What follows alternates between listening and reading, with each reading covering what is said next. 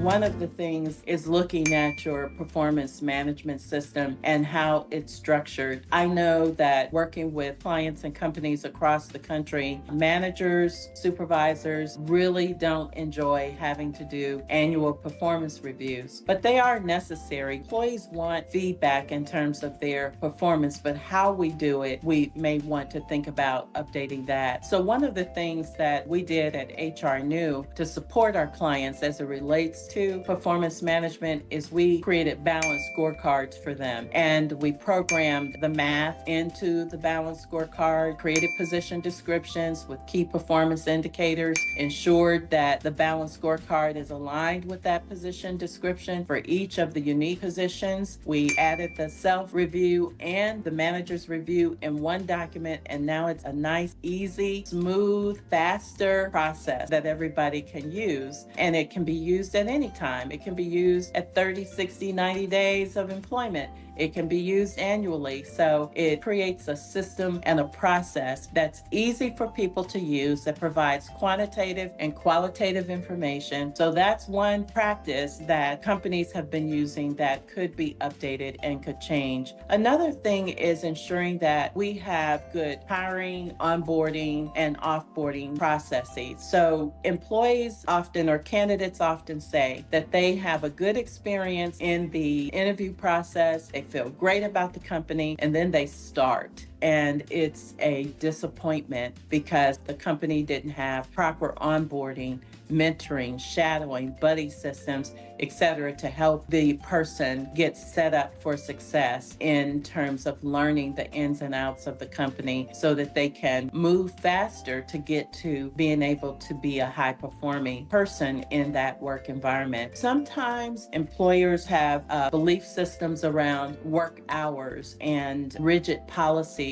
and these kinds of things can create challenges for folks. So we want to think about what is it that we really need? Why do we need the days of the week, the hours of the day, the policies that we have? Do they make sense for the business, for our clients, and for our workforce? Because we want to create a scenario where everybody can win. And so there's strategies to do that allow us to ensure we're successful. Excessive emphasis on formal dress codes is another matter that can be a challenge from years ago that's different today. Now, what does that mean? That means you probably want to have a dress code that talks about how you dress generally speaking. Is it business casual? When we meet with clients, when we come together in person, what is the expectation? And explaining the why behind things can be helpful to our employees, especially our younger generations who have grown up dressing very casually. So think about what we want, why we want it, and how we're going to communicate it so that we can get greater buy-in and support from our team. I think another thing that we need to let go of as business leaders and owners is this top-down communication without employee input. I have learned and I have found that I get some of the most creative and innovative ideas by having discussions with my team. If I read a good business book, a good leadership book, or good any book, and I feel that it's going to be insightful